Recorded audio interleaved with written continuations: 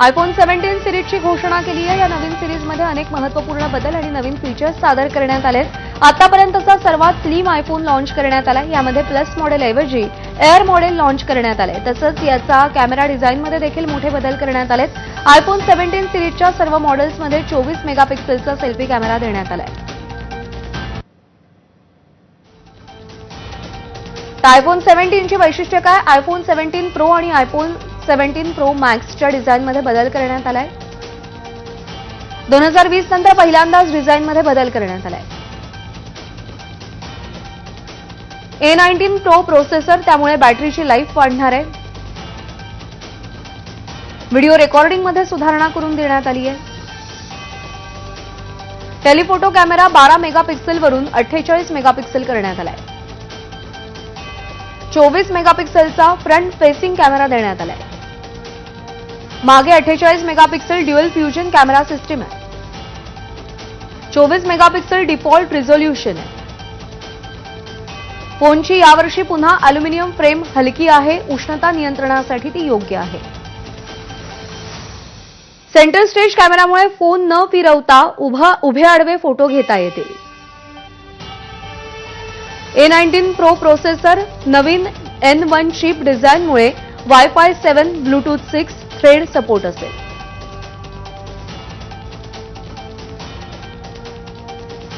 IPhone 17 ची किंमत आहे 82,900 रुपये। आयफोन 17 एअर ची किंमत आहे थेट 1,19,900 रुपये।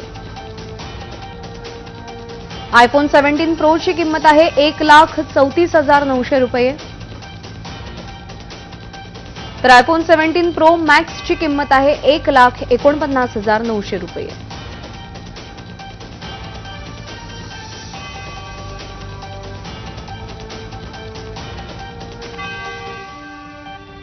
मुंबईच्या नेवीनगरमध्ये अग्निवीराकडून इन्सास रायफल घेऊन पळून जाणाऱ्या दोघांना पोलिसांनी अटक केली आहे। दोन्ही आरोपी इन्सास रायफल आणि 40 जिवंत काडतुसं असलेली 2 मॅगझिन घेऊन पळून गेले होते। नेवीनगरमध्ये गस्तीवर असलेल्या अग्निवीराच्या हातातून रायफल हिसकावून आरोपी पसार झाले होते। त्या दोघांना महाराष्ट्राच्या बाहेरून अटक करण्यात आली आहे। गुन्हे शाखेनं त्यांचा जबाब नोंदवले असून त्यांना मुंबईत आणलं जात आहे। चोरीची घटना सीसीटीव्हीत चित्रित झाली होती।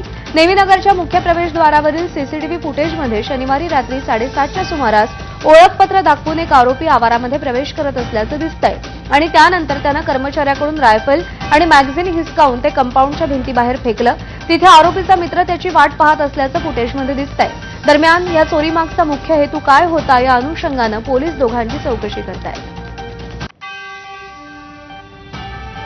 खड्डेमुक्त मुंबईची महत्वाकांक्षी घोषणा करत मुंबई महानगरपालिकेनं 2023 मध्ये रस्त्यांसाठी महानिविदा काढल्या होत्या।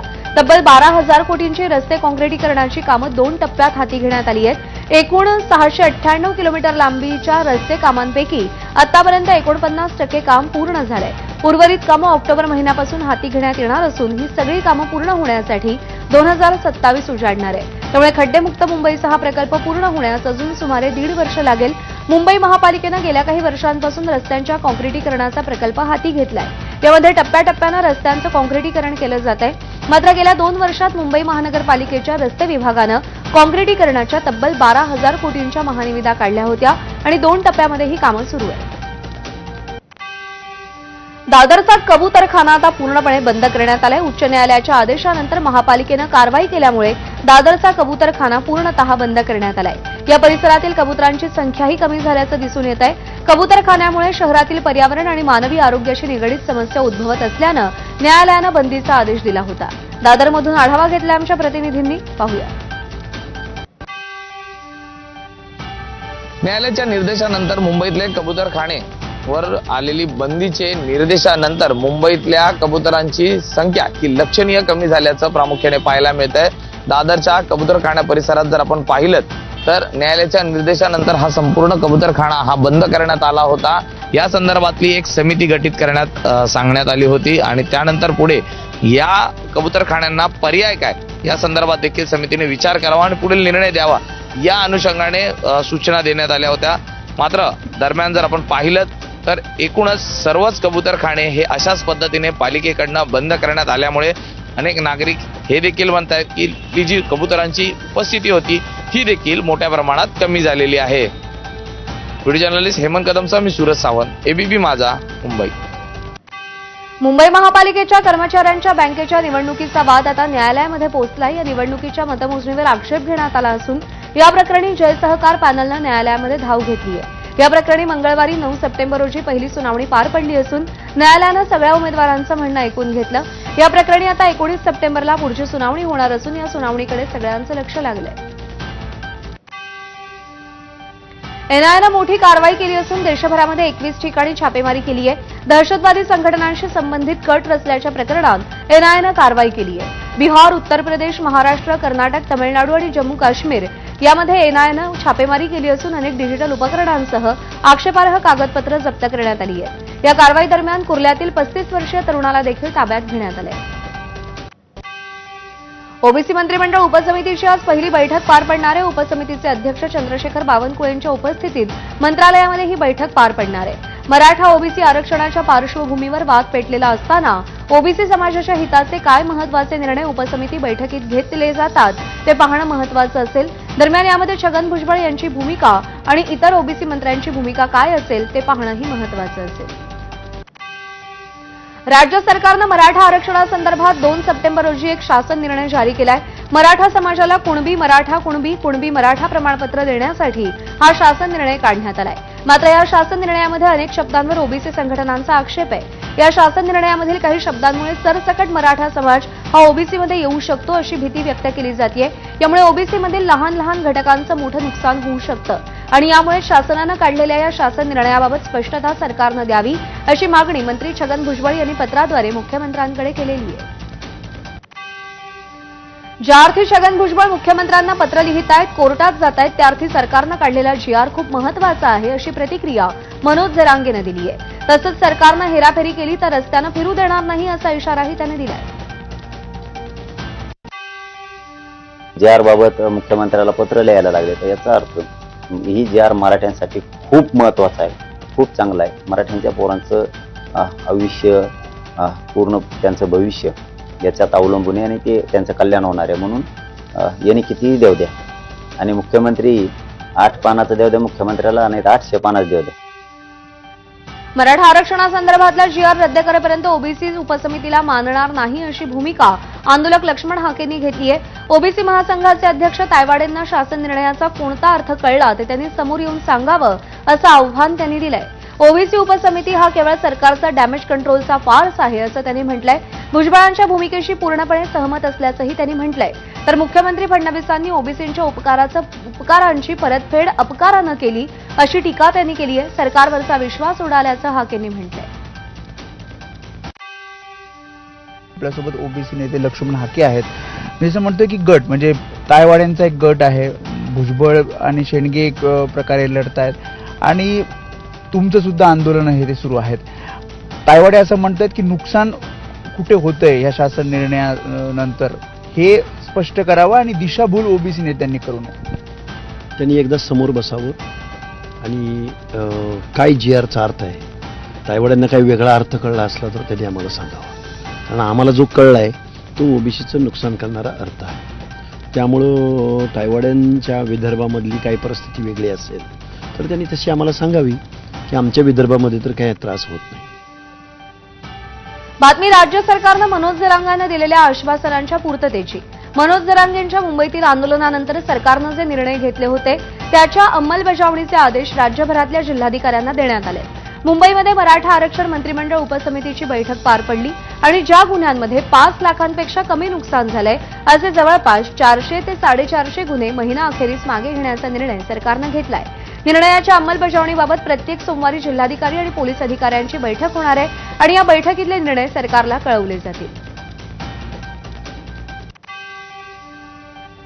दरम्यान सगळ्या जिल्हाधिकाऱ्यांना शासन निर्णयाची अंमलबजावणी करण्याचे आदेश दिल्याचं मंत्री राधाकृष्ण विखे पाटलांनी सांगितलंय. मला वाटतं ज्या काही मागण्या त्यांनी केल्या त्या संदर्भात आम्ही काही निर्णय केलेत, काही भविष्यात काही त्या संदर्भात ज्या काही कायदेशीर बाबी समोर येत आहेत.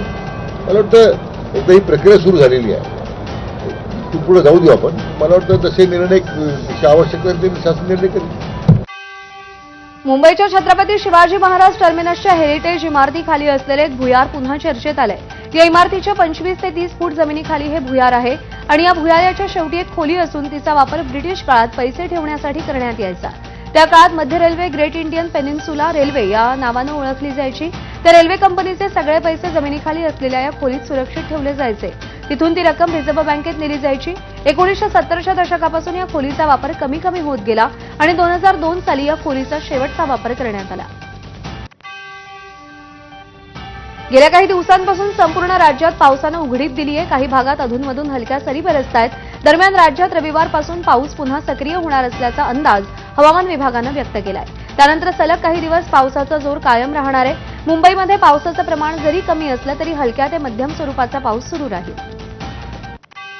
मुख्यमंत्री देवेंद्र फडणवीस आज नाशिक दौऱ्यावर आहेत. नाशिकच्या शिलापूर परिसरातील central power research institute testing लॅबचं मुख्यमंत्र्यांच्या हस्ते उद्घाटन केलं जाणार आहे. मुख्यमंत्री देवेंद्र फडणवीस यांच्यासोबत केंद्रीय ऊर्जा मंत्री मनोहरलाल खट्टर देखील उपस्थित राहणार आहेत. या टेस्टिंग लॅबमुळे आगामी काळात नाशिकला इलेक्ट्रिक हब म्हणून चालना मिळणार आहे. महाराष्ट्रातील पहिलं आणि भारतातील तिसऱ्या इलेक्ट्रिक टेस्टिंग लॅबचं आज उद्घाटन होणार आहे.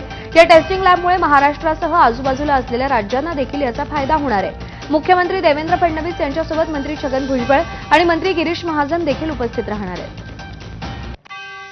नवी मुंबईच्या कोपरखैरणे सेक्टर 19 मधील रात्रीच्या सुमारास जुन्या वादाच्या रागातून 2 गटांनी एकमेकांवर तलवार आणि कोयत्यानं वार केल्याची घटना घडली.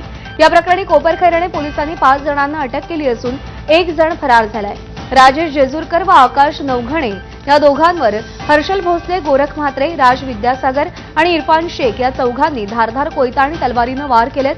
या वादामध्ये 4 जखमी झालेत. हर्षद भोसले, गोरख म्हात्रे, राजेश जेजुरकर व आकाश नवघरे हे रेकॉर्डवरचे सराईत गुन्हेगार असून त्यांच्यावर मालमत्ता चोरी तसंच शारीरिक दुखापत केल्याबाबत गुन्हे दाखल आहेत. चौघांना अटक करण्यात आली असून इरफान शेख मात्र फरार आहे. परळ जिल्ह्यामधून बनावट किल्ल्यांचा वापर करत काही ठराविक मॉडेलच्या मोटरसायकली चोरी करणाऱ्या संशयिताला नाशिकच्या मुंबई नाका पोलिसांनी अटक केली आहे. त्याच्याकडून 4.25 लाख रुपये किमतीच्या चोरीच्या 11 दुचाकी हस्तगत करण्यात आल्यात. गौस आझम अजीज शेख असं अटक केलेल्या संशयिताचं नाव आहे. उजव्या हातानं दिव्यांग असल्याचा गैरफायदा घेत शेख हा वाहन चोरी करत होता असं पोलीस पत्रकार परिषदेत सांगत होते.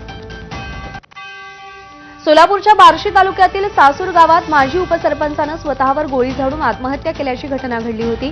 गोविंद बर्गे असं त्याचं नाव होतं. या प्रकरणी मृताच्या मेहुण्यानं पोलिसात तक्रार दिली असून कला केंद्रामध्ये काम करणाऱ्या एका नर्तिकेविरोधात गुन्हा दाखल करण्यात आलाय. पूजा गायकवाड असं 21 वर्षीय तरुणीचं नाव आहे. मृत गोविंद बर्गे यांच्या मेहुण्याच्या तक्रारीनुसार 2024 मध्ये धाराशिवमधील एका कला केंद्रात गोविंद बर्गेंची नर्तिका पूजाशी ओळख झाली. या ओळखीचा फायदा घेऊन तिनं गोविंदसोबत प्रेमसंबंध ठेवले. वेळोवेळी पैसे, जमीन, सोनं नाणं घेतलं. मात्र काही दिवसांपासून ती गेवराई इथला बंगला आपल्या नावावर करा, भावाच्या नावावर 5 एकर शेती करण्यासाठी दबाव टाकत होती. असं केलं नाही तर बलात्कार केल्याचा गुन्हा दाखल करण्याची धमकी देत होती.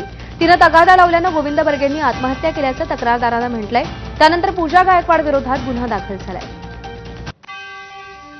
बॉलिवूड अभिनेत्री करिश्मा कपूर हिचा घटस्फोटित पती संजय कपूर यांच्या 30,000 कोटींच्या संपत्तीवरून मोठ्या वादाला सुरुवात झाली आहे. करिश्मा आणि संजयची मुलांनी सावत्र आई प्रिया कपूरवर फसवणुकीचा आरोप केलाय.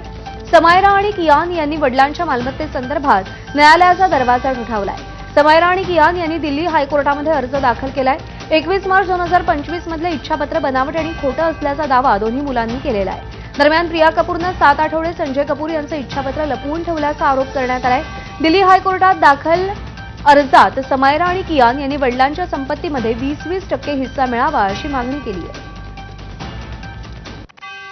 केंद्र सरकारच्या सर्वेक्षणातून देशातील सर्वात स्वच्छ हवा असलेल्या शहरांची यादी समोर आली आहे आणि त्यामध्ये महाराष्ट्रातील अमरावती हे शहर देशातील सर्वात स्वच्छ शहर म्हणून समोर आलंय. स्वच्छ वायू सर्वेक्षण 2025 या स्पर्धेमध्ये 3 ते 10 लाख लोकसंख्येच्या गटात अमरावती शहरानं 200 पैकी 200 गुण मिळवून देशात प्रथम क्रमांक पटकावलाय. केंद्रीय पर्यावरण, वन आणि हवामान बदल मंत्री भूपेंद्र यादव यांच्या हस्ते नवी दिल्ली इथे पार पडलेल्या समारंभात अमरावती महापालिका आयुक्त सौम्या शर्मा चांडक यांनी हा पुरस्कार स्वीकारलाय.